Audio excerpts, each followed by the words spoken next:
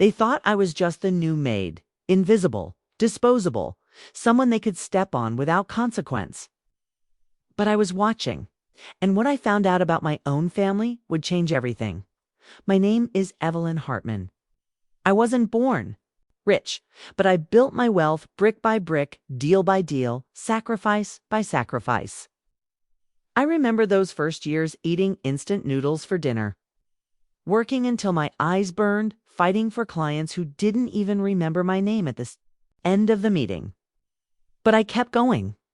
20 years later, I had a real estate empire, skyscrapers, luxury apartments, beachfront hotels, and of course, the Hartman Mansion, my so-called palace in the heart of the city. From the outside, it looked like I had everything.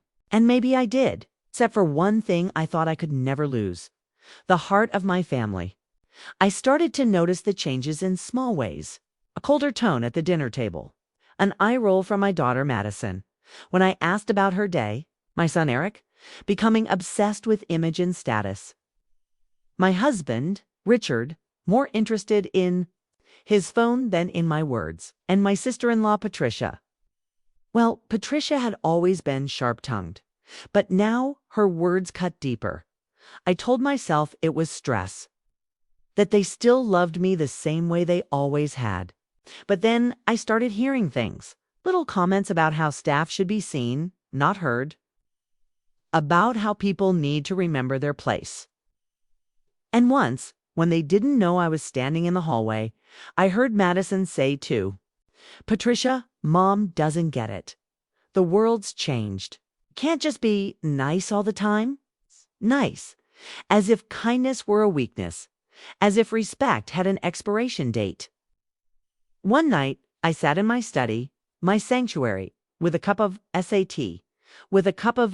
tea going cold in my hands. The city lights twinkled through the tall windows, and I stared at my reflection in the glass. I asked myself a question I didn't want to answer. If I lost everything tomorrow, who in this house would still treat me the same? That was the moment the idea came to me.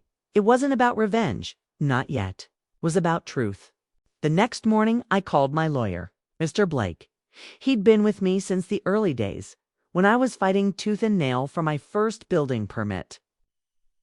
He arrived at the mansion with his leather briefcase and that calm expression of his. "I need you to help me disappear," I told him. His eyebrows rose. "Disappear from my family," I said. "Not for real, just in a way they'll believe. I want them to think I'm gone for a while, traveling, recovering. I want to see who they really are when I'm not. Me." He leaned back in his chair. "You're talking about a test. I'm talking about the truth," I said. He studied me for a long moment, then nodded slowly. "And how exactly do you plan to observe them?" That's when I told him about Anna, the maid. Middle-aged, quiet, forgettable. The kind of person my family barely noticed when she vacuumed the hallway or refilled their coffee. I'd wear a simple uniform, change my hair, keep my head down. I'd become part of the background. I would really see how they treated someone they thought had nothing to give them. "If you'll need help," he said finally. "That's why I called you," I replied. "You and Dr. Ramirez." Dr. Ramirez was more than just my doctor. He was an old friend, someone I trusted with more than my health. We arranged a meeting that afternoon. In my private lounge, I explained the plan to both men. Dr. Ramirez frowned. "You know, this could get ugly." "I'm counting on it," I said. Mr. Blake looked at me seriously. "If you're going to do this, you need to prepare for whatever you find. You might not like it." I set my teacup down, my hands steady. "I already don't like it. I just need to know how bad it is." And so the plan began. My personal assistant told the family I was going on a month-long wellness retreat abroad. Something about meditation, organic food, and being off the grid. They bought it without much reaction. Madison barely looked up from her phone. Eric asked if he could borrow my car while I was gone. Richard gave me a distracted kiss on the cheek and told me to take care. 2 days later, I was gone, and Anna arrived. The first morning, I walked into my own home wearing the Crisp Maid uniform, my hair hidden under a plain bun. I almost laughed at the absurdity of it. But the laughter didn't last. Madison was in the hallway, scrolling through her phone. She glanced up at me for half a second. "Cleaning supplies are in the laundry room," she said, without even a hello. Eric walked past with his gym bag. "Don't touch my office," he muttered. Richard, sitting at the dining table, looked at me like I was a piece of furniture. "We prefer staff to keep conversation to a minimum," he said before returning. To his newspaper, not one of them recognized me. Not my voice, not my eyes, not the woman who'd built the life they lived. And in that moment, I realized something. This was going to hurt more than I had imagined. By the end of that first day, I understood something about invisibility. It isn't quiet. It's loud. It's the sound of footsteps passing you without pause. The click of a door shutting just before you reach it. The way voices drop to a whisper when you enter a room, then rise again as soon as you leave. I dusted the tall shelves in the library, inhaling the familiar scent of leather-bound books, books I had chosen page by page from antique shops across the country. Madison strolled in wearing silk pajamas in the middle of the afternoon, sipping an iced latte. She didn't even glance at me. "Patricia," she called, her voice echoing off the vaulted ceiling. "Dad said the new maid is slow." My hand froze on the feather duster. From the hallway, Patricia's voice floated in, amused. "Of course she is. You can tell just by looking. Probably her first real job in a house like this." They laughed. Not loudly, just enough for it to land like a pebble in my chest. I bent my head and kept dusting. I had to remind myself this was the point, to see them clearly. But knowing that didn't make it sting any less. Later that afternoon, I was mopping the grand foyer when Eric came in with two of his friends, loud and full of themselves. They tracked mud across the marble without a second thought. "Yo, Anna," Eric said, tossing his gym bag toward me. "Can you take care of that? Oh, and grab us some water, the cold bottles, not the tap." I nodded silently. He didn't notice the flicker in my eyes. His friends didn't even look at me, already scrolling through their phones. By evening, I'd been up and down the back stairs more times than I could count. My knees ached. I carried trays of food, cleared dishes, polished silverware that had my initials engraved on it. None of them saw me, but someone did. Clara, the chef, was leaning against the counter when I brought in a stack of dirty plates. "You're new," she said softly. "Yes, ma'am," I replied, keeping my voice low. She looked me over, not with suspicion, but with the warmth of someone cataloging details for the sake of understanding. "Heavy day." I gave a small smile. "A bit." Without another word, she reached into the fridge, pulled out a bottle of sparkling water, and slid it across the counter toward me. "Here, stay hydrated." It was nothing. And it was everything. The next morning, as I vacuumed the upstairs hallway, I overheard Richard on the phone in his study. The door was slightly ajar.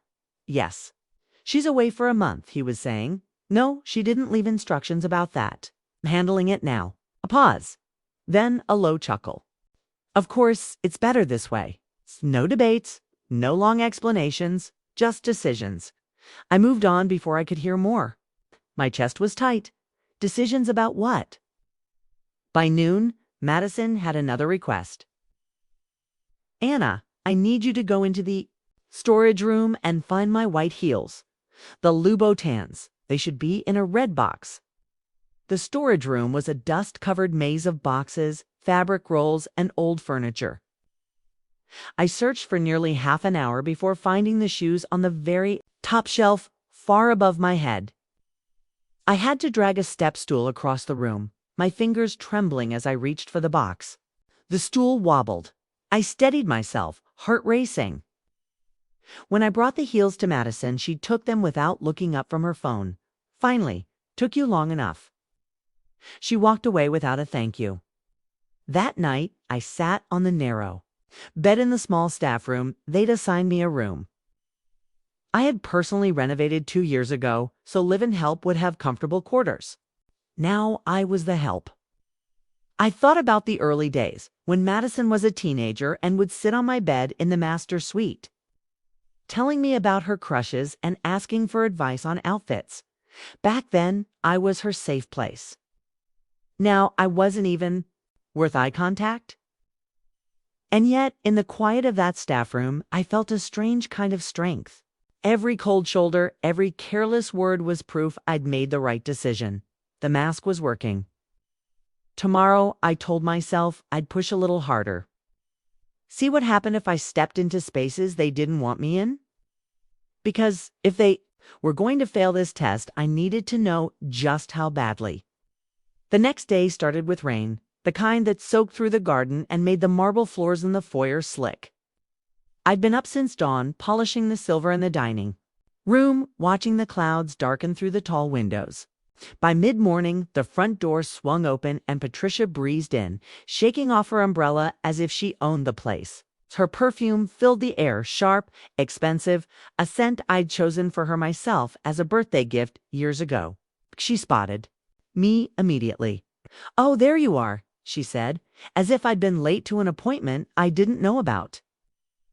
"The upstairs guest suite needs a deep clean before tonight.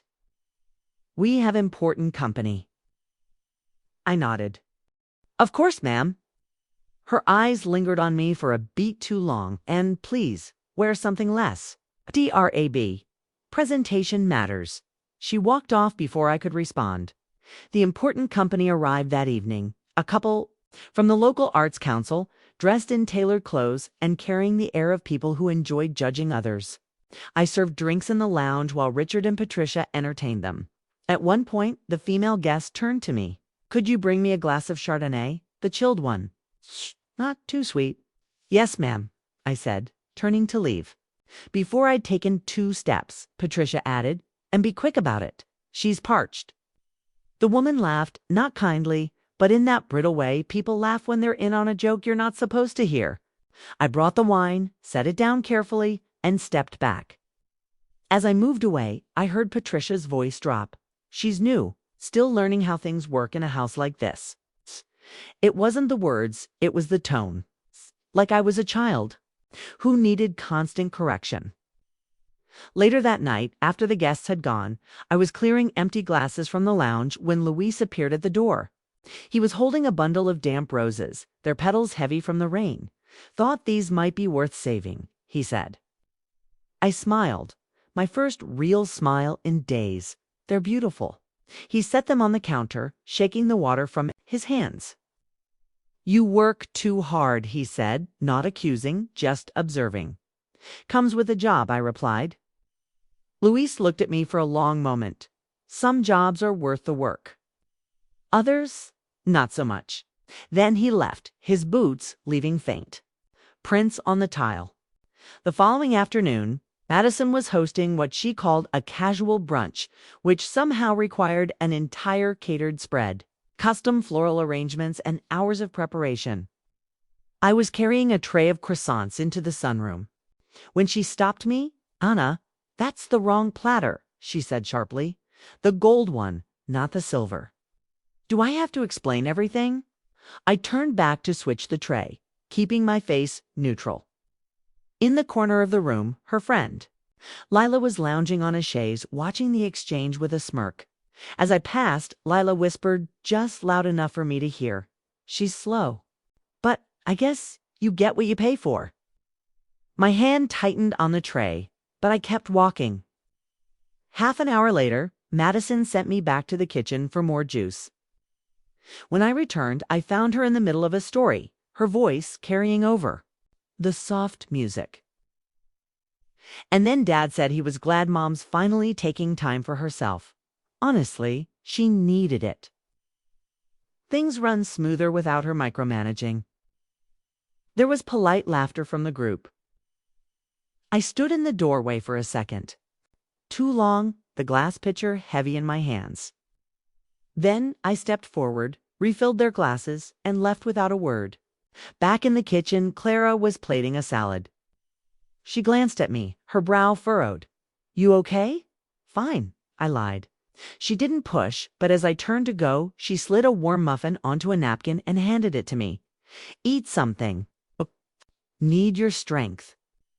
That night, in the quiet of the staff quarters, I sat on my bed and thought about how small kindnesses felt like lifelines, and how quickly cruelty had become casual in my own home.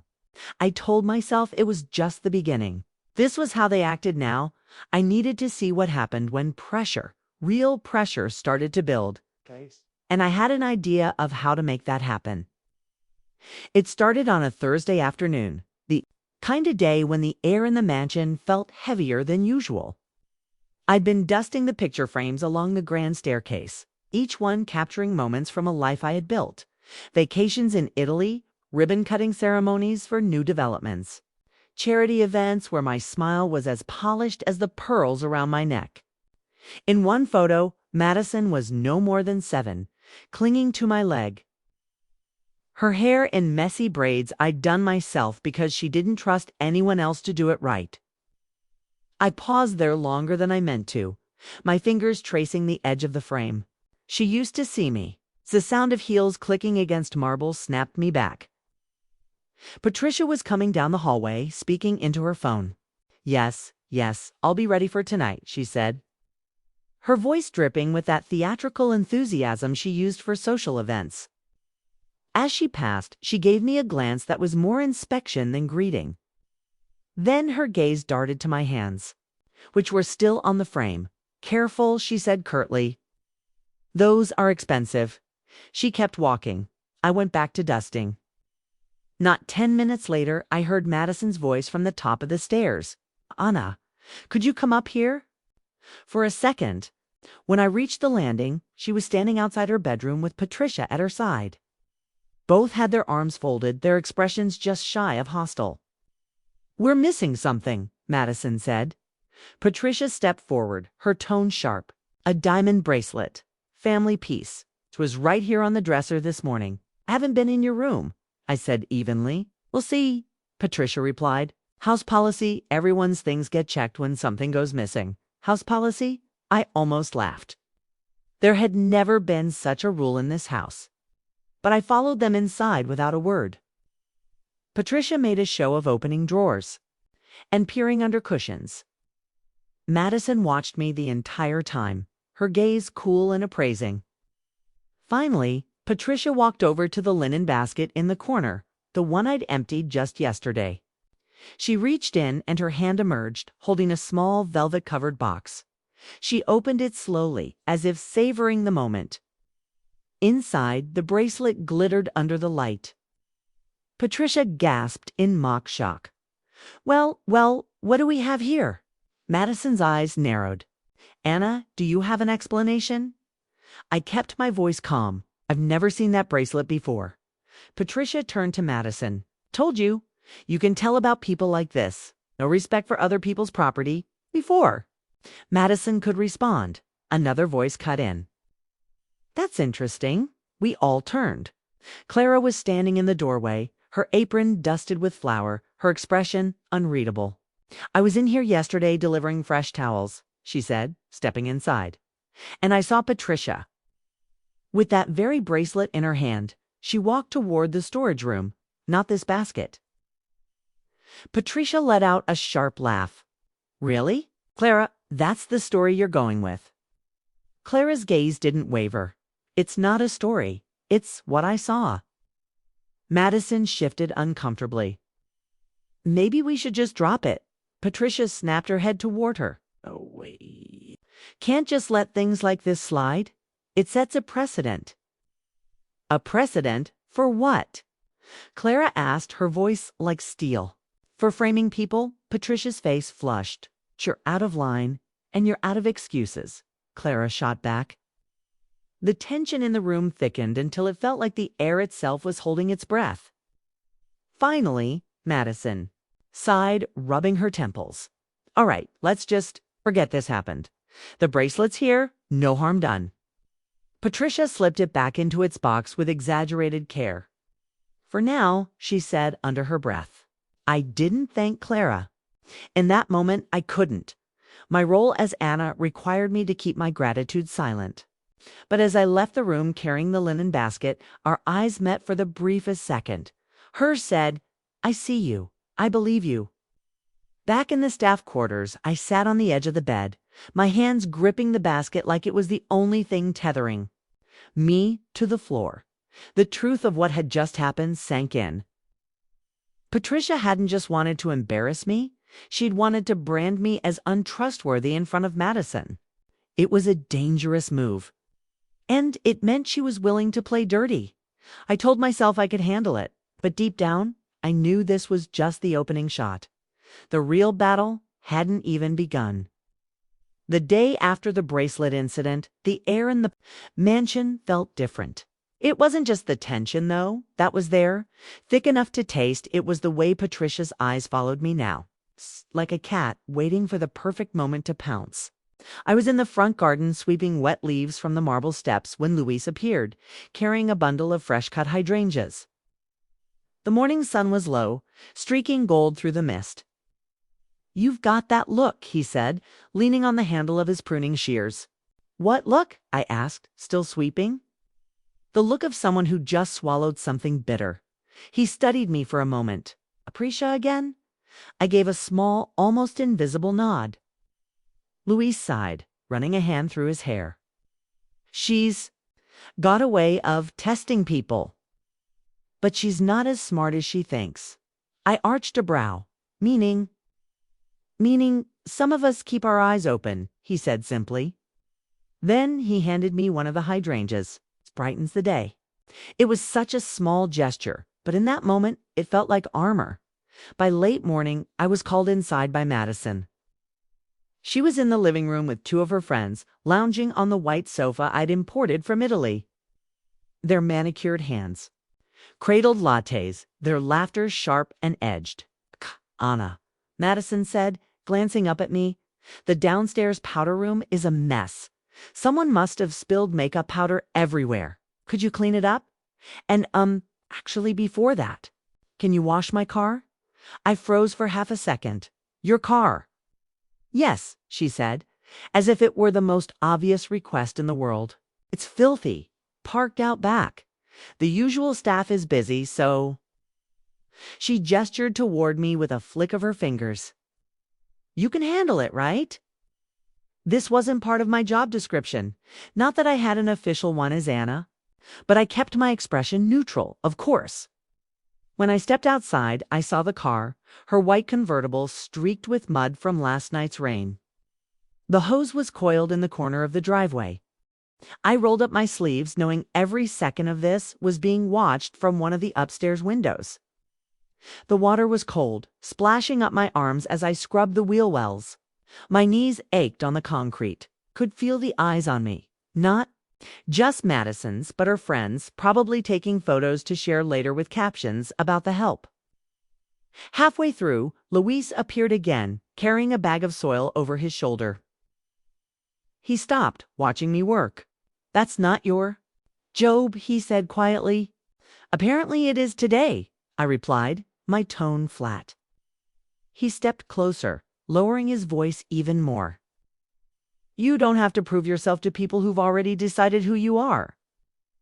I looked at him then, really looked and saw the flicker of understanding in his eyes. He didn't know the whole truth, but he knew enough to care. When the car was finally spotless, I went back inside. Madison and her friends barely looked up. "Thanks," she said absently, her attention already on her phone.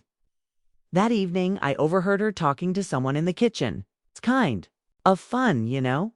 Having people do whatever you say. Makes me feel in control. I kept walking, my footsteps quiet on the tile. Inside, though, something hardened. Every petty order, every casual insult was a thread in the tapestry I was weaving. A tapestry that, when the time came, would wrap around them so tightly they wouldn't be able to move. For now, I played my part, but the days of silent endurance were numbered. 2 nights later, the mansion buzzed with a different kind of energy. The crystal chandeliers had been polished to a mirror shine. The tables set with fine china and silverware I had personally chosen years ago. Tonight, Richard was hosting an exclusive networking dinner. Politicians, investors, and socialites, all gathered under one roof. I moved through the rooms quietly, making sure everything was perfect. Clara was in the kitchen managing the final touches on the menu, while Luis arranged fresh flowers in the grand entryway. Madison swept down the stairs in a gown worth more than most people's annual rent. Her hair was perfectly curled, her makeup flawless. She looked at me as if noticing a speck of dust on her designer shoe. "Anna, once guests arrive, stay out of the way unless someone needs something. And remember, don't speak unless spoken to." "Of course, ma'am," I replied, keeping my voice neutral. The first guests arrived promptly at 7. Laughter and polite conversation filled the air, the kind of curated elegance that hides sharp edges under every smile. I served drinks, weaving between conversations, catching snippets about market trends, charity galas, and political campaigns. Halfway through the evening, Patricia approached me near the dining room entrance. She held out an empty wine glass. "Refill and make sure it's the 92 Merlot, not the cheap stuff." I nodded and headed toward the bar. As I poured, I overheard her voice in the next room. "She's slow, but at least she's quiet. You'd be surprised how many staff think they can insert themselves into important conversations." I returned with the glass. Patricia smiled sweetly, too sweetly, and raised her voice. "Oh, Anna, would you be a dear and clear that spill near the dessert table? Someone's clumsy hands ruined the linen." I turned toward the table and froze. The spill was a deliberate mess. Red wine splashed across the pristine white cloth, dripping onto the floor. It was right in the middle of the dining room, surrounded by half a dozen guests who had clearly seen it happen. Every eye followed me as I approached with a towel and cleaning supplies. The conversations slowed, then hushed completely. I bent to blot the stain, my face burning under the weight of their stares. One man chuckled softly, nudging the person beside him. Another whispered something I couldn't hear, but their smirk told me enough. Patricia stood nearby, sipping her wine, watching me like a director pleased with her scene. "Be thorough, Anna," she said lightly, as if speaking to a child. "We wouldn't want the floor to get sticky." I kept my head down, cleaning in silence until the linen was removed and the floor spotless. The laughter and chatter resumed, but the heat in my chest didn't fade. When I stepped into the hallway to catch my breath, Luis was there, carrying an empty vase back to the kitchen. He stopped when he saw my face. "They did that on purpose," he said quietly. I met his gaze. "I know." "Then why?" "Because sometimes," I interrupted, "you learn more by letting people think they're winning." He didn't press further, but the way he looked at me told me he was starting to sense that there was more to Anna than I let on. Later that night, after the guests had gone and the last dish was washed, I stood alone in the dining room. The table was bare now, the candles burned low. I ran my hand over the smooth wood, remembering dinners where my family laughed together. Here before, ambition, image, and pride replaced warmth. Tonight's humiliation hadn't broken me. It had only sharpened me. And if Patricia thought this was her game, she had no idea who she was playing against. 2 days after the dinner, the mansion was quieter than usual. The kind of quiet that isn't peaceful. It's heavy, like a storm waiting just beyond the horizon. I was in the upstairs hallway polishing the banister when I heard Richard's voice from his study. The door was closed, but the wood was old and thin enough to let words slip through if you stood just close enough. At first, I wasn't listening until I heard my own name. "She's out of the picture for now. This is the perfect time." I froze, my hand tightening around the cloth. Another voice, deep and unfamiliar, replied, "And you're certain the board will back you, even without her?" Richard's tone was smug. "They will when I show them the numbers. Besides, she won't be back to challenge me, not after what I'm putting in place. By the time she returns, the company will be in my hands completely." The other man chuckled, "And the accounts." "The offshore transfer. Richard lowered his voice, but I caught enough to understand he was talking about moving large sums of money into accounts far from the board's oversight, accounts that would be under his control alone. I stepped back from the door, my pulse hammering in my ears. My hands were cold, but my mind was suddenly clear. This wasn't just about my family mistreating me.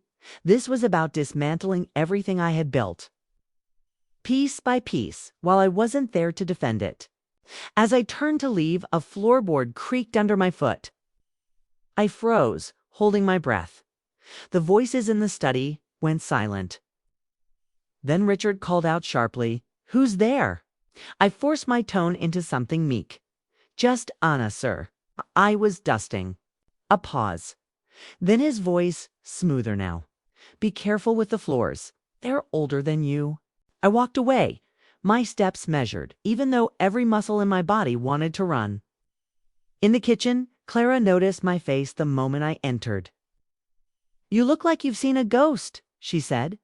"Not a ghost," I replied quietly. "Something worse." Louise came in from the garden just then, catching the tail end of my words. "What happened?" I hesitated. Trust was a dangerous thing in this house. But I looked at them both and saw the same thing, the same flicker of decency I've been clinging to since I arrived. "I can't tell you yet," I said finally, "but soon. And when I do, I'll need your help." Clara nodded without asking questions. Louise simply said, "Then you have it." That night, lying in the narrow bed in the staff quarters, I stared at the ceiling for hours. Richard's voice replayed in my head, every word burning deeper into my resolve. This wasn't just personal anymore. This was war. And I was done waiting for them to make the next move. It happened 3 days later, just when I thought the storm in this house couldn't get any worse. The morning began like any other. I was in the library dusting the shelves, the scent of old leather and polished wood wrapping around me like a memory. I was reaching for the top row when Madison appeared in the doorway, her arms crossed. "Anna, my father's watch is missing," she said without preamble. "You wouldn't happen to know where it is, would you?" Her tone wasn't curious. It was accusatory. I turned slowly. "No, ma'am, I haven't seen any watch." Patricia emerged behind her, her expression a perfect mask of concern. "It's an antique, gold casing, family heirloom. It was in his study yesterday afternoon." My stomach tightened. I already knew where this was going. Madison tilted her head. "Strange. You were cleaning in there yesterday, weren't you?" I dusted the desk and shelves. "Yes," I replied evenly. Patricia sighed dramatically. "We should check her things, just to be sure." This time, they didn't wait for my consent. They walked straight past me toward the staff quarters. I followed, my pulse pounding. When we reached my small room, Patricia went directly to the dresser. She pulled open the top drawer, and there it was. The gold watch, gleaming against the worn fabric of my folded uniforms. Madison's eyebrows shot up. "Well, that's disappointing." I looked at the watch for a long moment, then at them. "That's not mine, and you know it." Patricia's lips curved into a smile that didn't reach her eyes. "Possession is 9/10 of the law, dear." Before I could respond, Richard's voice cut through the hallway. "What's going on here?" Patricia turned to him with practiced innocence. "We found your watch in Anna's drawer." His gaze snapped to me, cold and assessing. "Is that true?" "I didn't put it there," I said, my voice steady. Richard stared for a moment longer, then said, "We'll discuss this later. For now, I think it's best you stay away from the main rooms until I decide what to do about this." He walked away without waiting for my answer. Madison followed, her heels clicking against the hardwood, while Patricia lingered just long enough to whisper, "Careful, Anna. People are watching." When they were gone, I stood alone in my small room, the air heavy with the scent of polished gold. My hands trembled, not with fear, but with fury. Minutes later, Clara appeared in the doorway. "I know you didn't take it," she said softly. I'm running out of patience, I admitted. Then maybe it's time to stop playing defense, she replied, her eyes sharp. That afternoon, in the quiet of the garden, I told Luis about the watch. His jaw tightened. They're setting you up. And if they're willing to do it twice, they'll keep going, I finished for him. He nodded slowly. So, what's your move? I looked toward the mansion, its white walls, gleaming in the sun like teeth. I think it's time they learned who they're really dealing with. That night, I couldn't sleep. The shadows in my small room stretched long across the walls, and every creak of the old house sounded like a warning. I lay there, staring at the ceiling, going over every humiliation, every trap they had set, the bracelet, the car, the dinner, the watch. They thought they were breaking me. What they didn't realize was that each move they made only gave me more material to work with, more evidence to bury them with when the time was right. By morning, I had a plan. It started small. I went about my duties as usual, dusting the chandeliers, polishing the silver, changing the linens. But this time, I kept my eyes open for everything. Every slip of paper, every overheard conversation. Vice facial expression when someone thought no one was looking, Clara noticed. Immediately. You're quieter than usual, she said as we folded laundry in the service room. I'm listening, I replied simply. That afternoon, Richard held a private meeting in the library with a man I didn't recognize, tall, sharp suit, the kind of posture that screamed lawyer or fixer. I lingered in the hallway with a tray of coffee, pretending to check the silver spoons while the door was slightly ajar. Need this signed before the end of the quarter, the man said. She gets wind of it, she'll have grounds to challenge you.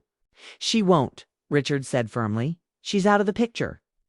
And as long as she stays that way, the assets will be consolidated under my control. That was the moment my heart stopped for just a second. As Sets, he wasn't just talking about the company. He was talking about the properties, the trusts, everything I had spent years building, slipped away before they noticed me. Later that day, I found Luis in the greenhouse, trimming dead leaves from a row of orchids. I need a favor, I told him. He looked up, brow furrowed. What kind of favor? The kind where you don't ask too many questions. Not yet. He studied me for a long moment, then nodded. All right. By evening, I had the first piece of my puzzle, a discreetly placed recorder hidden in the library, disguised inside a decorative book on the shelf. It would pick up everything said in that room from now on. Wasn't enough to strike yet. No, striking now would be messy, and I needed clean precision. That night, as I passed through the main hall, Patricia caught my arm. Going somewhere. Just to bed, I said calmly. She smirked. Good, you'll need your rest. Tomorrow might be eventful. I kept walking, but inside something sharpened. If they were planning something for tomorrow, I'd be ready. And for the first time since I stepped into this house, I wasn't just reacting, I was playing. The next morning, the mansion was busier than usual. Staff moved quickly between rooms, carrying trays, setting up tables, arranging fresh flowers. At first, I thought it was another dinner like the one a few nights ago. But then I overheard Madison in the foyer speaking to Patricia. And we'll make it seem like it's all in good fun, Madison said, her voice dripping with satisfaction. She'll be too embarrassed to say anything. Patricia smiled. Exactly. By the end of the day, she wished she'd never set foot in this house. They didn't see me standing in the shadow of the staircase. My jaw tightened. By noon, I understood the nature of the surprise. Richard was hosting a casual luncheon in the garden for a group of influential women, wives of business partners, charity board members, and, most importantly, several people who knew me from before. It was risky for them to have me there, even in disguise. But it also meant one thing. If I played this right, I could plant seeds. I was serving iced tea when Patricia called out in her cheerful, false voice, Anna. Could you come here for a moment? Every head turned as I approached. This is Anna, Patricia announced, looping an arm through mine like we were friends. She's new to the staff, but she's been so helpful around the house. In fact, she turned to the group with a mischievous smile. She's agreed to show us a little talent she has. I froze. Talon. Oh, don't be shy, Patricia said sweetly. You told me you could sing. I never. She's being modest, Patricia. Cut in. Come now, sing for us, right here. Laughter rippled through the group. Some of the women leaned forward in anticipation. Others smirked, clearly enjoying the prospect of my humiliation. For a moment, I considered refusing. But then I saw a familiar face in the back. Mrs. Langford. She'd served on the board of my foundation years ago. She was watching me closely, a slight frown on her face as if trying to place me. And that's when I made my decision. I smiled faintly and stepped forward. Of course, I said, my voice calm. The laughter died down. I began to sing softly. Not a pop tune, not something frivolous. I chose an old standard, the kind you might hear in a dark jazz club full of longing and quiet power. My voice carried over the garden, low and steady, every note deliberate. By the time I finished, the group was silent. Patricia clapped awkwardly, breaking the moment. Well, wasn't that unexpected? Mrs. Langford tilted her head, still studying me. And I could see it, the flicker of recognition in her eyes. She didn't say anything, not yet. But this seed had been planted. As I walked back toward the house, Patricia brushed past me, her smile brittle. Enjoy your little moment. Don't get used to it. I didn't answer. I didn't need to, 'cause I'd just turned her little game into my advantage. The luncheon ended mid-afternoon. The guests drifting out through the garden gate with their polite farewells and faint perfume trailing behind them. I was carrying a tray of empty glasses back to the kitchen when I caught sight of Mrs. Langford, lingering by the side path. She was speaking quietly to another woman, but her eyes followed me as I passed. There was no malice there, only curiosity, recognition, inside. Patricia was already in the kitchen, leaning against the marble island with a glass of Chardonnay. She didn't even look at me when she spoke. You really do enjoy stealing attention, don't you? I set the tray down.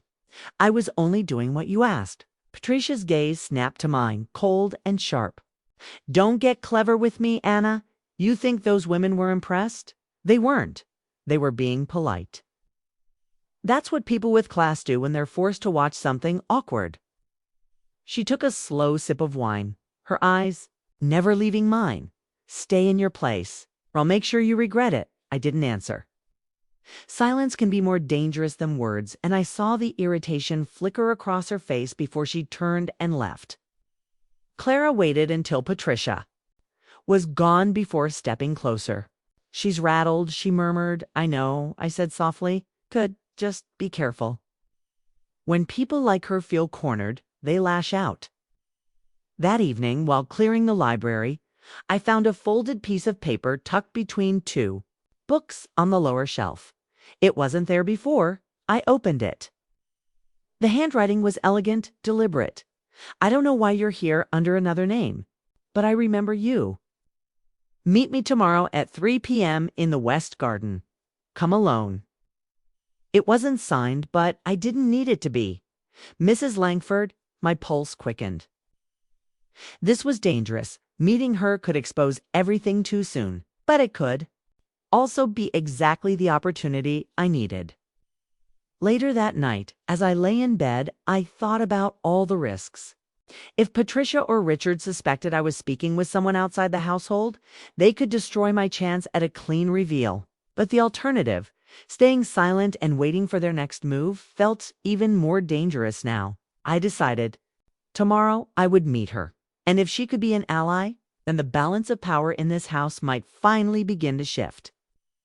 The next afternoon, the West Garden was quiet, the air warm with the scent of late-blooming roses. I arrived 5 minutes early, pretending to prune a low hedge in case anyone was watching from the house. At exactly 3 o'clock, Mrs. Langford appeared, walking slowly along the gravel path. She wore a wide-brimmed hat, the kind that shielded her eyes from the sun, but also from prying gazes. She stopped a few feet from me. "Anna," she said softly, as if testing the name. I lowered my shears. "Mrs. Langford." Her lips curved into the faintest smile. "That's not your name, is it?"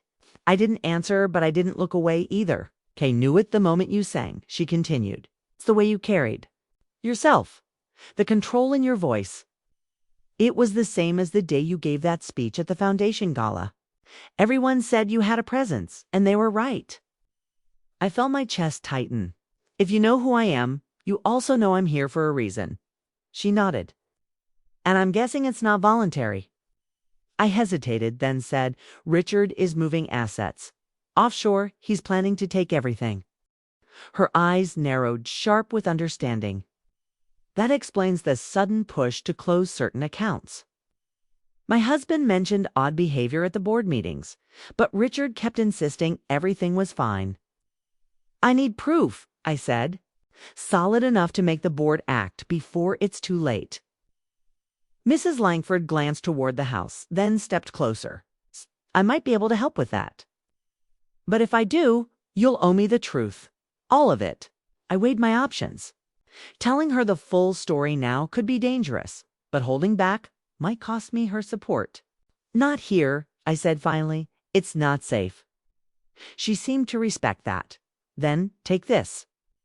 She reached into her bag and handed me a small flash drive. It's a copy of the minutes from the last 3 board meetings. My husband thought they were routine, but I noticed gaps, missing statements, redacted lines. "I think Richard's been altering them." I slipped it into my pocket. "Thank you." She gave me one last searching look. "Be careful, dear. You're not the only one playing a long game. And sometimes the other player doesn't wait until the end to strike." With that, she turned and walked away, disappearing around the hedge.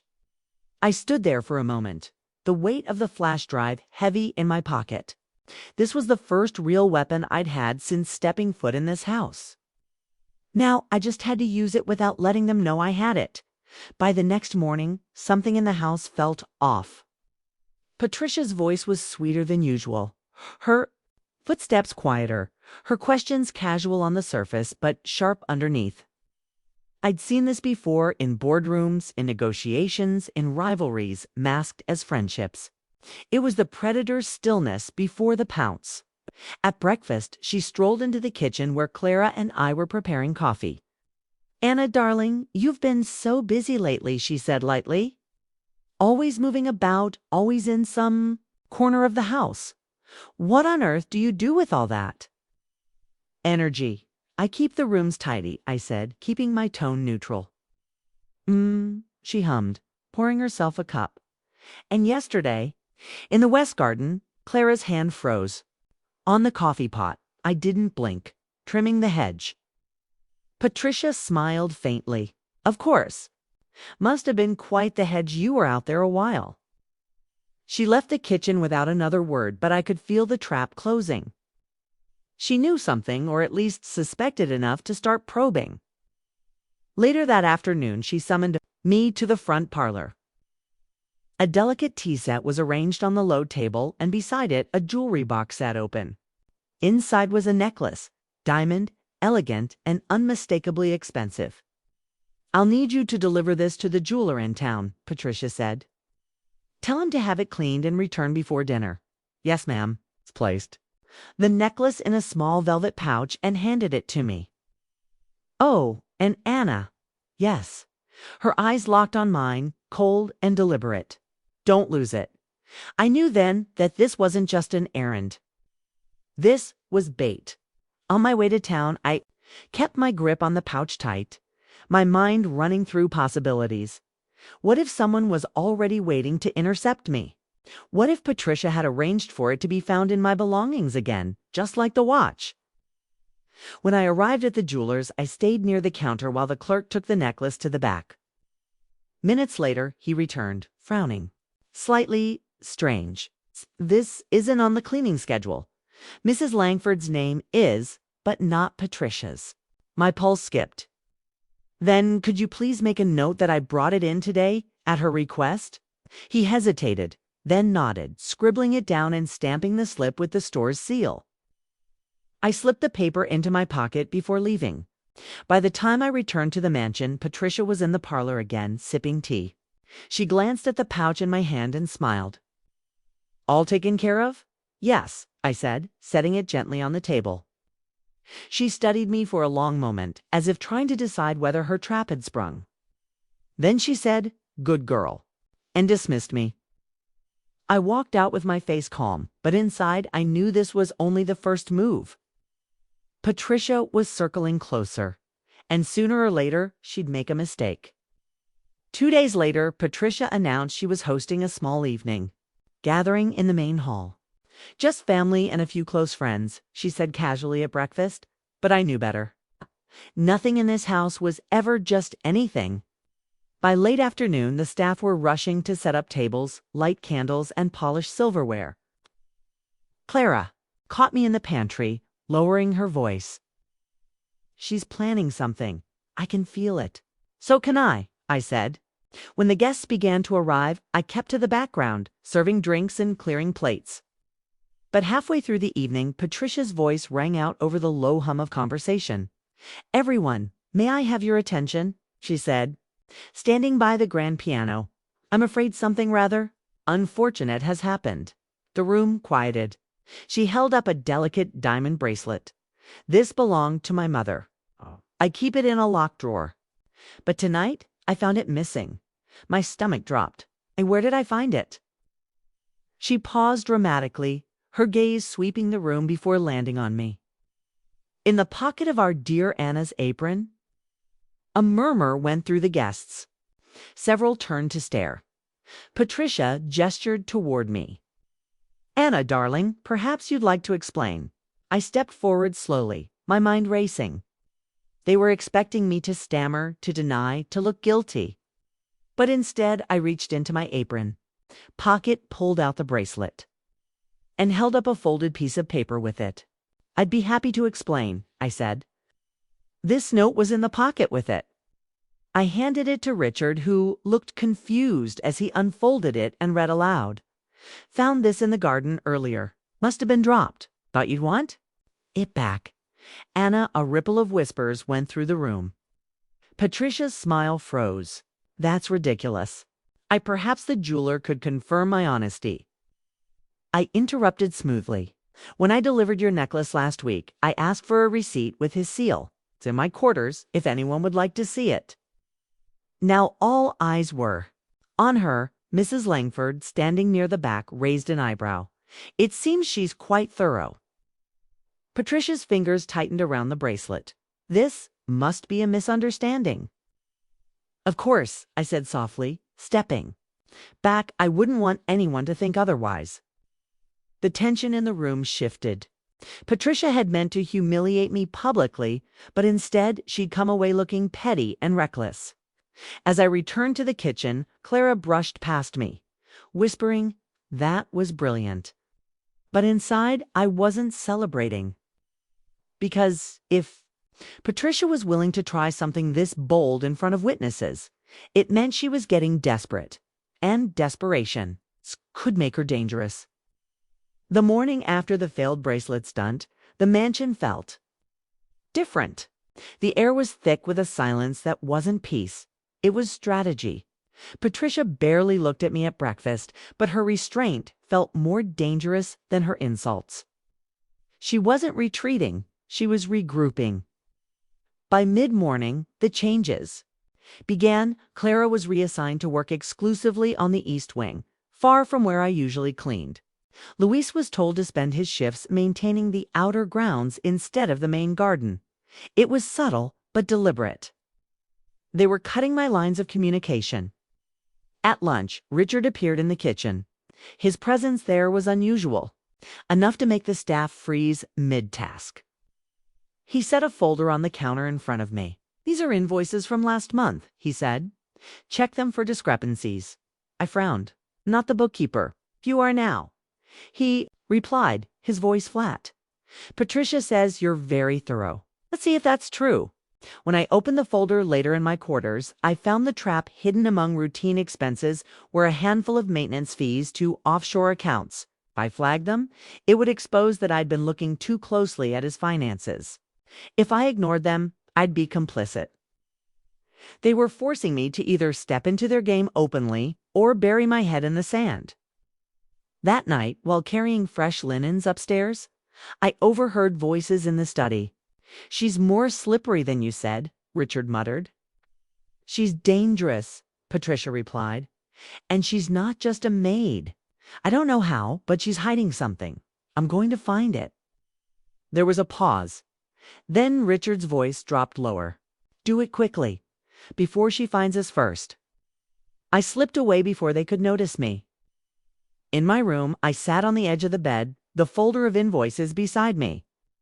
They wanted to isolate me, intimidate me, make me paranoid. But all they were really doing was showing me they were afraid. And fear made people predictable. The next days passed in a strange kind of quiet. Clara was kept busy in the East Wing. Louise was stationed far from the main house, and Mrs. Langford hadn't returned since our meeting in the garden. On the surface, it looked like Patricia and Richard's plan to isolate me was working. But isolation has its advantages. Without anyone watching my every step, at least, anyone who mattered, I could move unnoticed through the parts of the mansion no one thought twice about. Service corridors, storage rooms. The dusty old records room in the attic that the staff swore was haunted and therefore avoided. It was in that records room that I found the first real crack in Richard's armor. Boxes stacked high, each labeled by year. Old company ledgers, legal contracts, handwritten notes on faded letterhead. Most of it was harmless history, till I found a folder marked Internal Confidential. Inside were photocopies of transfer authorizations, each with Richard's signature, and dates that didn't match the official minutes Mrs. Langford had given me. He'd been backdating documents, covering his tracks. The attic floor creaked under my weight, but the rest of the house was bustling with dinner prep. No one heard. I snapped quick photos of the documents with my phone, sliding the folder back exactly where I'd found it. By the time I left the attic, I knew I had enough to corner him, but not yet. Timing was everything. That night, as I passed through the servants' hall, I spotted Louise slipping in through the side door, his boots muddy from the grounds. He caught my eye, then discreetly handed me a folded note before disappearing into the kitchen. In my room, I opened it. Greenhouse. Midnight. When the clock struck 12, I slipped out into the cool night air, the scent of wet earth, hanging heavy after an earlier rain. Louise was waiting among the rows of orchids. "I saw a man leaving the library today," he said quietly. "Not one of us. He had a briefcase. Patricia was with him." My pulse quickened. What did he look like? Tall, dark hair, glasses, expensive suit. He looked nervous. I thought back to the man in the library weeks ago, the one talking to Richard about consolidating assets.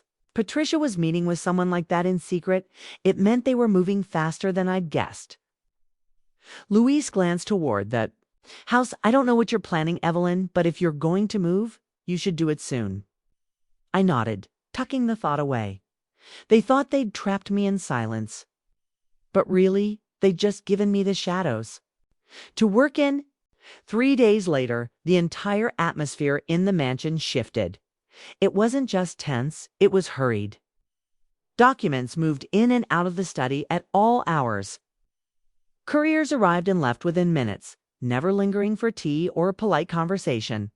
Even the house phone rang more often, with calls that were immediately taken behind closed doors. One evening, as I passed the front hall carrying fresh flowers, I overheard Richard's voice from inside the study. "We finalize on Thursday. Once it's done, there's no reversing it." Thursday, that gave me less than a week. I stepped into the kitchen. Clara was wiping down the counters. She looked up and saw the expression on my face. Something happened. "They're moving assets again," I said. "Bigger this time. And it's close a matter of days." Luis appeared in the doorway, still in his work jacket. I saw the man with the glasses again. He left in a hurry. He didn't even take the coffee they offered. That sealed it for me. They were tying up loose ends. Whatever they were about to do, it was meant to be final. That night, I sent A coded message to Mrs. Langford. Just for words. It's almost time. Her reply came the next morning. Name the place. I chose the conservatory. It was spacious, easy to control who entered, and had perfect acoustics for what I planned. Over the next 2 days, I worked quietly. I confirmed the files I'd photographed from the attic were intact on a secure drive. I sorted Mrs. Langford's board meeting minutes into chronological order with the redacted lines highlighted. I prepared the final piece, a hidden camera disguised inside a decorative clock, positioned to catch every detail when the time came. On Wednesday evening, Clara found me in the hallway. "You been calm all day?" she said, suspicious. I smiled faintly. "That's because I know something they don't." "What, that tomorrow, Patricia and Richard's game ends?" Clara's eyes widened, but she didn't press. She just nodded, as if bracing herself. As I lay in bed that night, the house quiet around me, I thought about how far this had gone. From the moment I stepped through the doors as Anna, every move had been about patience, letting them underestimate me, letting them think they were in control. Tomorrow, they'd find out just how wrong they were. Thursday morning dawned. Deceptively calm. The kind of day where sunlight streamed through the windows, making the polished floors gleam. And the air smelled faintly of fresh lilies from the arrangements Clara had placed in the foyer. It was the kind of day that looked harmless, which was exactly what I needed. Patricia wore her silk robe longer than usual, gliding from room to room with her coffee cup. Checking on the preparations for the private dinner she claimed was for a few close friends. Richard was locked in the study with his phone glued to his ear, pacing in clipped, irritated movements. They didn't notice me slipping into the conservatory mid-morning. The clock camera was already in place. Its angle perfect to capture the seating area where I intended them to sit. I tested it twice, then synced the feed to a hidden device in my quarters. The flash drive with Richard's backdated documents was inside my jacket pocket, along with Mrs. Langford's altered board minutes. At noon, I met Mrs. Langford herself in the East Garden. She looked impeccable, as always, but there was a spark. In her eyes, the kind that told me she was ready for whatever came next. "They'll both be in the conservatory tonight?" she asked. "Yes," I said, "and you'll have company. Clara will be there under the pretense of serving. Louise will be on standby outside the west door. No one gets in or out unless we allow it." Mrs. Langford's lips curved into the faintest smile. "You've thought of everything." "Not everything," I admitted, "but enough." The afternoon moved in slow motion. Every tick of the clock felt deliberate. I stayed out of Patricia's path, but once, as I passed her in the hall, she gave me a long, measured look, the kind that said she thought she'd already won. By 6 p.m., the conservatory was lit with warm, golden light. Crystal glasses gleamed on the table. The atmosphere was perfect for what she thought was a victory celebration. Clara, moving gracefully between tasks, brushed my arm as she passed and whispered, "We're ready." Luis had already stationed himself outside, his figure barely visible through the frosted glass doors. Mrs. Langford arrived at 6:15, right on schedule. She greeted Patricia warmly, masking any hint of what she knew, and accepted a seat near the center of the room. I poured her a glass of wine, letting the moment breathe. The clock on the mantel read 6:30 when Richard finally joined us, a manila folder tucked under his arm. Patricia's eyes glowed with anticipation. They thought tonight was about finalizing their victory. But in reality, it was about to be the night their empire cracked open for everyone to see. The first 20 minutes of the celebration were all polite smiles and meaningless small talk. Patricia played the perfect hostess, gliding between guests, offering drinks, laughing at all the right moments. Richard was more restrained, but the way he kept glancing toward the manila folder in his lap told me he was itching to get to business. Mrs. Langford sat with her wine, her posture relaxed, eyes following every word and gesture. Clara moved between the tables with silent efficiency, occasionally adjusting the position of the clock on the mantel. Not enough to draw attention, but enough to keep the lens perfectly aligned. Finally, Patricia clinked her glass. "Everyone, thank you for coming," she began. "Tonight is special. It marks the closing of a long and complicated chapter for this family." Richard leaned forward. "And the beginning of a much more profitable one." I stood off to the side, refilling glasses, pretending disinterest as Patricia took the folder from Richard and opened it with deliberate care. Inside were a series of documents, signatures, bank transfers, shell company registrations. She smiled as she spoke. "With these, the transition is complete. The assets are secure, the board's concerns addressed, and—" she glanced at Mrs. Langford. "The family's future is in the right hands." Mrs. Langford tilted her head slightly. "Interesting. I don't recall the board approving those transfers." Patricia didn't flinch. "They were expedited. For efficiency." "That's one word for it," Mrs. Langford replied. "Another might be unauthorized." A faint ripple of tension passed through the room. Patricia's smile thinned. "I'm sure you understand, dear, that sometimes it's better not to bog down in red tape. That's why records exist," Mrs. Langford countered smoothly. Richard's jaw tightened. "What exactly are you implying?" That was my cue. I stepped forward, holding a small leather folder. "Maybe this will help clarify." I placed it on the table between them and opened it to reveal the printouts from the attic backdated transfer authorizations, with Richard's signature. Beside them, I laid out the board minutes from Mrs. Langford's files, the missing lines highlighted. For the first time all evening, Patricia's mask slipped. Her eyes darted to the clock just for a fraction of a second before returning. "To me, you've been snooping," she said coldly. "No," I said evenly. "I've been watching." The room had gone silent. The only sound was the soft ticking of the mantel clock, quietly recording every word. Richard's voice was low, dangerous. "You don't know what you're doing." I met his gaze without blinking. "I know exactly what I'm doing. And so will the board when they see this." Patricia's hand twitched toward the folder, but Mrs. Langford's fingers closed over it first. "I think I'll hang on to these," she said lightly. In that moment, the balance shifted. They knew it. I knew it. And the camera caught it all. For a few seconds after Mrs. Langford's words, the room felt like it was holding its breath. Patricia's smile had vanished entirely now, replaced by the sharp, calculating stare of a cornered predator. Richard's hand tightened on the armrest of his chair, the tendons in his jaw flexing. "You have no idea what kind of trouble you're inviting, Margaret," Richard said, using Mrs. Langford's first name like a veiled threat. Mrs. Langford didn't flinch. "I'm inviting the truth, Richard.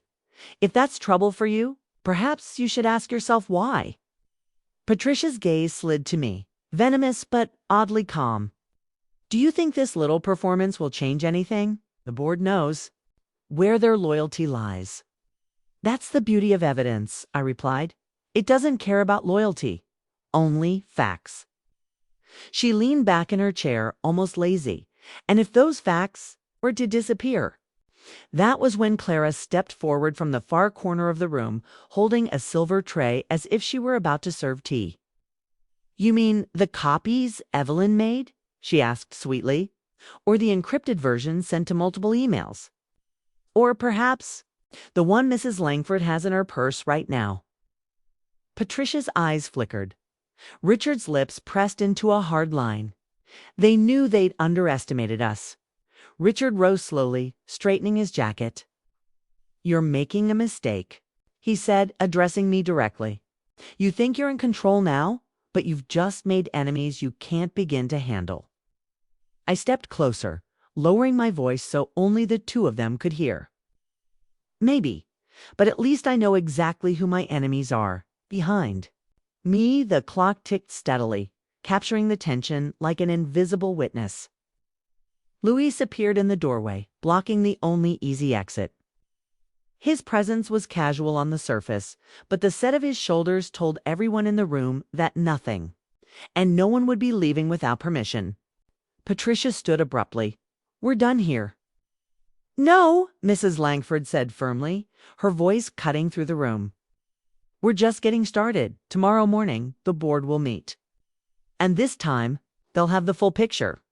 The four of us, Mrs. Langford, Clara, Louise, and I stood in quiet formation, an unspoken alliance forged in the very house where they'd tried to break us.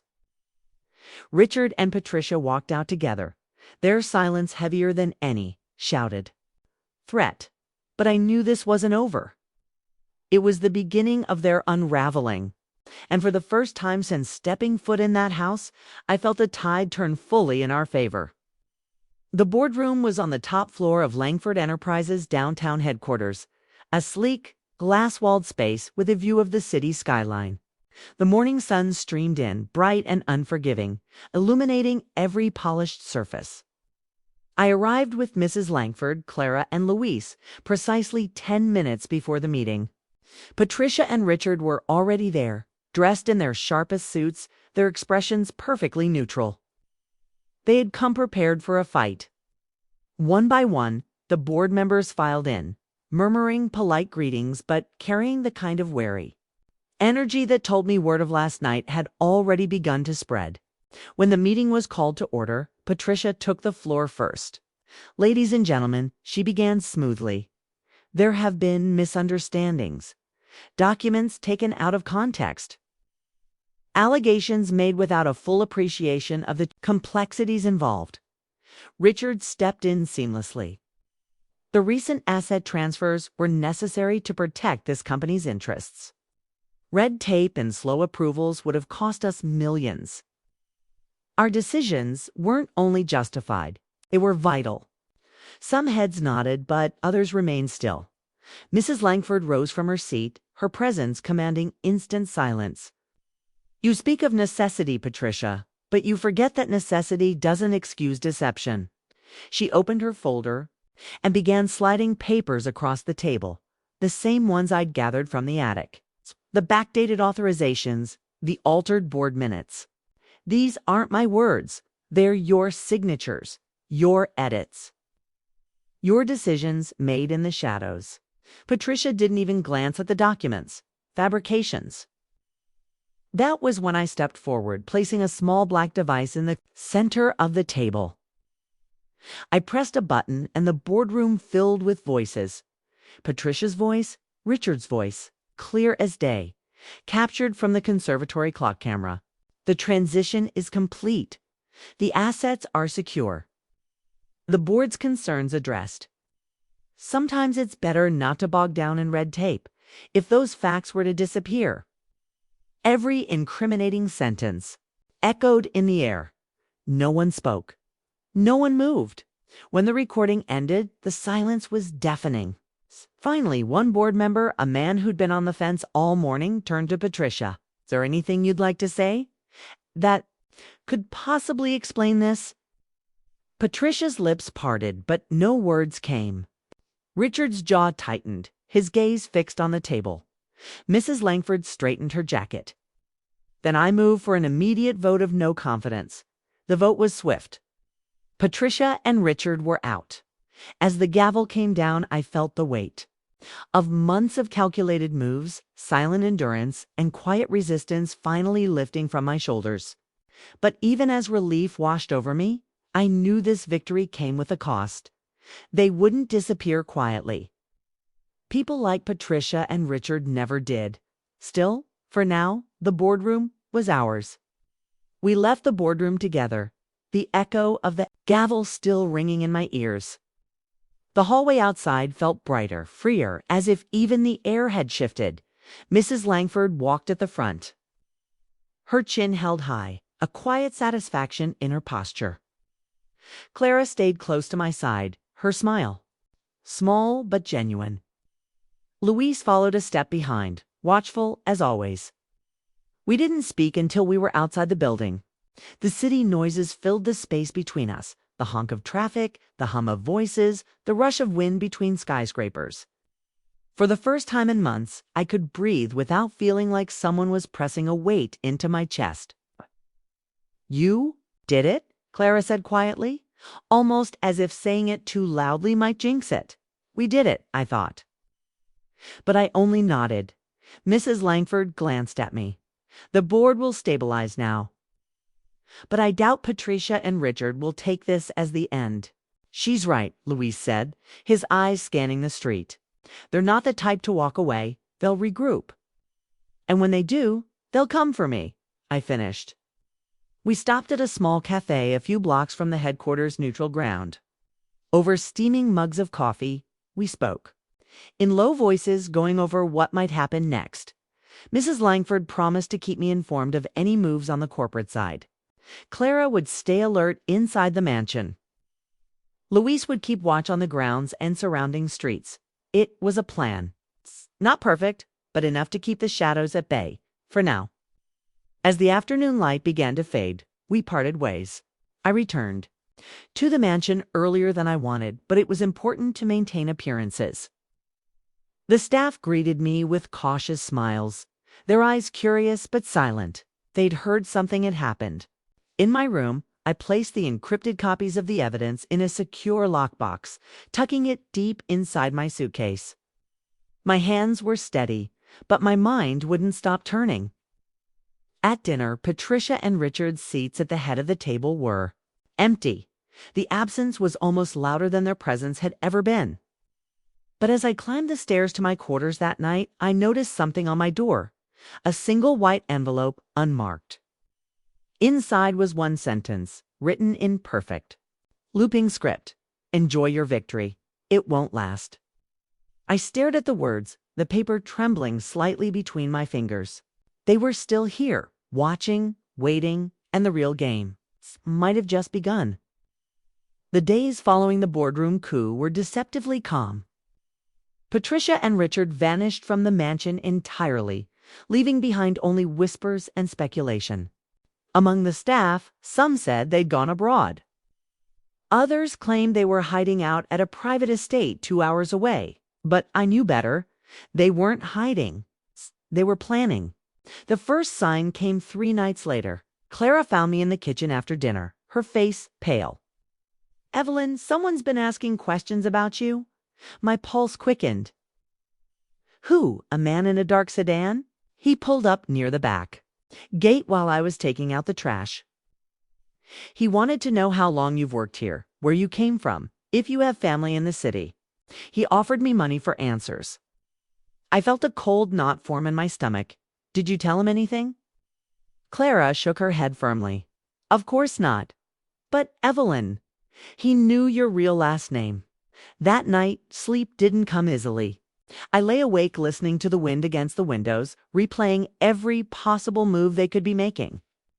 Patricia had always been more dangerous in the shadows than in the open. Now, without the constraints of the board, she was free to strike, in ways that left no fingerprints. By the end of the week, more signs appeared. Luis reported seeing the same dark sedan parked near the west entrance 2 days in a row. Mrs. Langford called to tell me. A rumor was circulating in the corporate world, whispers that I had manufactured evidence to frame Patricia and Richard. They were poisoning the ground beneath my feet. On Sunday evening, I received another envelope under my door. This time, it contained a single Polaroid photograph. It showed me standing in the conservatory the night of the boardroom, evidence holding the folder of documents. On the back, written in the same looping script as before, were 4 words. "Everyone has a weakness." I sat on the edge of my bed, the photograph heavy in my hands. The message wasn't just a threat, it was a promise. Patricia and Richard were no longer playing defense. They were preparing their counterattack. And if I didn't stay 3 moves ahead, I wouldn't just lose my position. I'd lose everything. I realized something as I stared at that Polaroid. For months, I'd been reacting, moving when they moved, defending when they attacked. That was over. Patricia and Richard were going to play in the shadows. I'd meet them there, and drag them into the light on my terms. The first step was gathering intelligence, not just corporate records or altered documents. I needed something personal, something that could make them bleed where it hurt most. Clara was hesitant when I told her. "Evelyn, they're dangerous. You know that, right? Yes, I said, my voice steady. That's why I have to be more dangerous. Luis became my eyes outside the mansion. Okay. He followed the dark sedan when it appeared again, tracing it to a high-end apartment complex. Downtown, the kind with 24-hour security and underground parking. From there, the trail went cold. Mrs. Langford, on the other hand, had her own network. Board members who owed her favors, executives who hated Patricia's arrogance, and old friends in the press who knew how to bury or resurface stories. She promised to start digging discreetly. Meanwhile, I turned my attention to the one place Patricia had always kept off limits. Her private study on the third floor of the mansion. The door was locked, but old houses have old weaknesses. With a thin wire and patience, I had it open in under a minute. Inside, the room smelled faintly of her perfume, floral with a sharp edge, just like her. The desk was immaculate, every pen aligned, every paper stacked with precision. But it was the locked drawer in the bottom right that drew me. Inside, I found a small black notebook bound in leather. The pages were filled with neat, slanted handwriting, a mixture of personal notes, financial entries, and meetings, dates, times, names. Some were underlined, others had small asterisks in. The margins? One name appeared more than once, Victor Hale. I didn't recognize it, but the way she annotated his name, 3 stars, circled, told me he was important. I slipped the notebook into my bag just as footsteps approached in the hallway. Locking the drawer and closing the door behind me, I slipped away before the sound reached the landing. That night, I studied every page, cross-referencing the dates with corporate events and public appearances. And then I saw an entry. That made my blood run cold. It wasn't about the company. It wasn't even about money. It was about me. And it was dated months before I ever set foot in the Langford mansion. The black leather notebook felt heavier than it should have, its weight pressing into my palms like it knew the damage it contained. I sat on my bed with the curtains drawn, the only light coming from the small lamp by my nightstand, and turned the pages slowly until I reached the one date that made my skin crawl. It was 6 months before I ever set foot in the Langford mansion. The entry was short, written in Patricia's precise, almost elegant handwriting. Meeting with VH confirmed. Background check on EC complete. Recommendation: proceed with integration into household. Ensure circumstances appear organic. Leverage family connection narrative. I stared at the initials EC, Evelyn Carter. My name, and then there was VH, Victor Hale. I flipped back through the notebook, finding his name again. And again, always connected to terse. Strategic notes, VH, to handle external arrangements. Payment schedule confirmed with VH. VH to keep her under observation. They had known about me before I even knew them. The organic circumstances, the job opening, the vague mention of a family acquaintance who recommended me had been nothing but a stage set for my arrival. Hey, they had placed me in that house with intent. But why? I needed to know who Victor Hale was. I grabbed my laptop, typing his name into search engines, social media, corporate registries. At first, nothing concrete, just scattered mentions in obscure news articles. Few photographs from charity events where his face was always in the background. And then I found it. A grainy image from a business journal, 3 years old. Patricia Langford standing beside a tall man with dark hair, his hand on her shoulder. The caption: Victor Hale, private security and corporate liaison, security. That explained the surveillance, the dark sedan, the way he seemed to move without being seen. He wasn't just an associate, he was their shadow. And if Patricia had kept him close all these years, it meant one thing. Whatever they had planned for me, it hadn't been random, was deliberate, calculated. My hands tightened around the notebook until the leather creaked. They'd been pulling strings from the start. The only question left was, for what end? I didn't sleep that night. The notebook stayed on my desk, its pages splayed open like a wound that wouldn't close. Think of Patricia's looping script, of the cold precision with which she'd written my name before she'd ever spoken it aloud. By morning, I knew exactly where I needed to go. Mrs. Langford opened the door to her private townhouse wearing a silk robe and holding a cup of tea. She didn't look surprised to see me. "You've found something," she said simply. I stepped inside and placed the notebook on her glass coffee table. She put on her reading glasses, flipping through the pages without interruption until she reached the entry dated 6 months before I'd arrived. Her brow furrowed. Victor Hale. She said his name as if it carried a history. "You know?" "Him?" I asked. Her eyes met mine. "Everyone in our circles knows Victor. He's a fixer. Cleans up messes. And sometimes creates them." The words made my stomach tighten. Then Patricia didn't just find me, she planted me. Mrs. Langford closed the notebook with a decisive snap. "Which means they've been anticipating every move you've made since day one. They wanted you here for a reason. But that also means they have an investment in keeping you under their control." "That's over now," I said, my voice low. "We take them down completely. No more half measures." Her lips curved in a small, almost dangerous smile. "Agreed.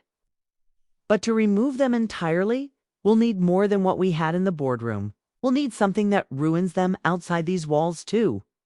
Publicly, I sat forward. "You're talking about exposure?"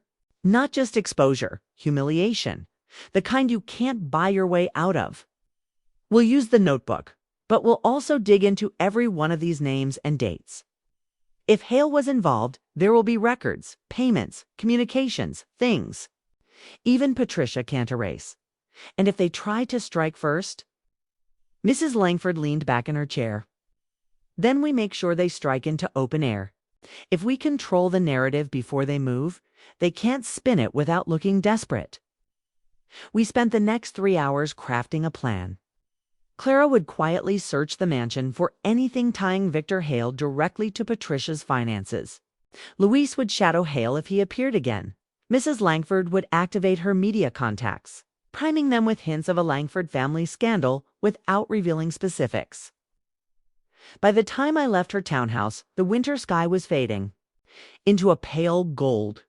I felt something I hadn't in weeks. Control. This wasn't just survival anymore. It was the beginning of the endgame. It happened faster than I expected.